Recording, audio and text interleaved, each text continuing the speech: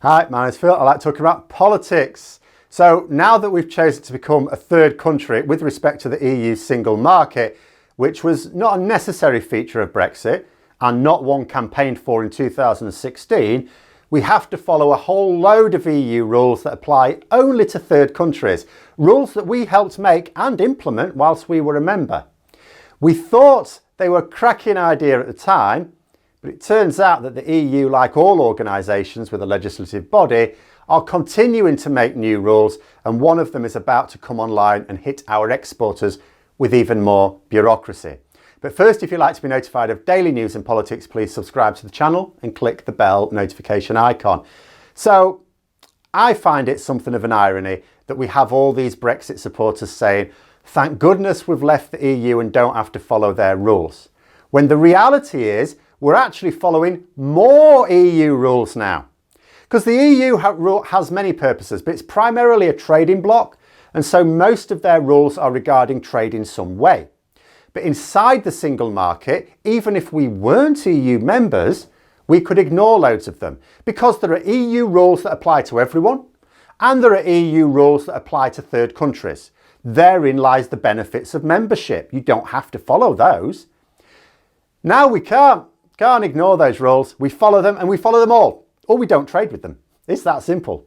And the government know this. For all their jingoistic mutterings, they're privately accepting reality in some ways. Take the ban on the live bivalve molluscs found in Category B waters that have been discussed a few times, banned for import into the single market from a third country. Now, there have been two bits of news in the last week on this. The first is of groups wanting the UK government to lobby the EU to accept different parameters for what constitutes Category B waters. Basically, the problem is that if our oysters, mussels and so on are farmed in A waters, we'd be able to export them without any problem. If they're farmed in B waters, they need purifying first, or they're not fit for human consumption. But we don't really have the facilities to do that here, or not much of it.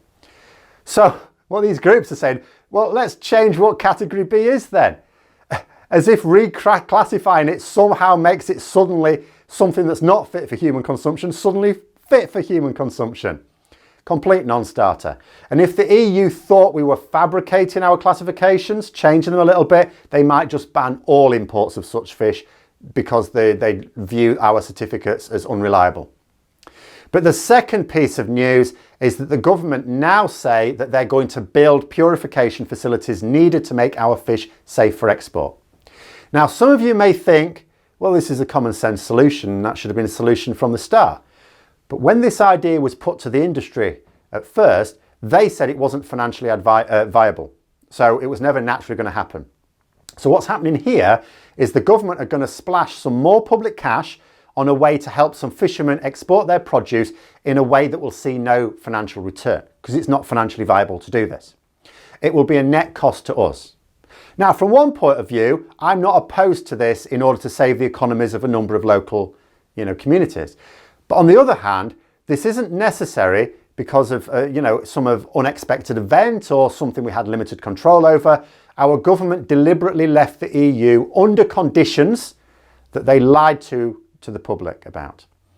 We didn't even have to leave the single market. We didn't actually need to leave at all, quite frankly, but we certainly didn't need to leave the single market. So yet again, in order to prevent Brexit looking like a complete dog's dinner, the government are going to use our cash in a way that is not an investment, but an expensive sticking plaster. And you'll also notice on the side what this also accepts is the government are saying, yeah, we understand that these are the rules and these are going to be the rules for the long term. Because they say that these facilities can't be online until next year, which, by the way, may still be too late for some of those communities unless they get some government help. And when I say government help, I mean our taxpayers' help. But that's dealing with rules that have been in place for years and we actually helped implement. There are now new EU rules coming online that are going to hit us as well. There are new rules related to multi-ingredient products, reportedly including things like chocolate, sauces, anything that contains milk, meat or sometimes egg. These new rules won't be banning any new products, but they will require more health certificates, which massively increases the administrative burden on our exporters. Because now you have a situation where a single product might need lots of health certificates. And this comes online in just under 6 weeks. I even saw mention of extra bureaucracy for cheese and onion crisps. And this doesn't just impact on our exports to the EU, remember, but also between Britain and Northern Ireland. Yes, I know the government are currently threatening to ignore the bits of withdrawal agreement, an international treaty that they don't like, but this, even though it's theirs, and they say they wrote it, but this is not a viable long-term position. It remains to be seen if it's even a viable short-term position that Boris Johnson can hold his nerve on. So I need to discuss these things as if the government are actually going to comply with the international obligations that they not only willingly signed up to, but actively promoted to the British public as a great oven-ready deal. After all, why wouldn't they want to comply with that great deal? And it's the impact on trade from Britain to Northern Ireland that will create the greatest pressure, of course. The chief executive of the Food and Drink Federation, Ian Wright, said that some businesses would find it impossible to export to Northern Ireland with these new rules. Now, if this administrative burden would make it impossible to export to Northern Ireland, the same would apply directly to the EU. There are no greater checks required of export to Northern Ireland than EU countries apply themselves. The focus on trade with Northern Ireland will because it's such a political hot potato, but also that it will put further pressure on Northern Ireland food supplies and increase the alignment of their supply chains towards their southern border as opposed to their eastern one. But this must also impact on British manufacturers currently exporting to the EU as well. But it's like the government don't need to care about them because the media aren't shining much of a spotlight on it. Right now, all the media seem to care about is the royal family feud. They might be prepared to tear themselves away from that for the sake of maybe more businesses not being able to afford to sell goods inside their own country, but they're no longer seeming to care about the goods becoming uncompetitive in the EU single market, which is our most important export market. In fact, too much of the media seems to be happy to report on members of the government trying to tell us that trade is now back to normal. They now acknowledge that January looked bad, but that it was just a blip, the so-called teething troubles. Never mind the fact that they denied there were any problems in January and are now accepting that there were, but you can see where this is going. They just need to get to April. Then they think they'll be in the clear, because when they have to start talking about April's figures, they'll compare it not with historical April trade, they'll compare it with last year when it was hit by COVID.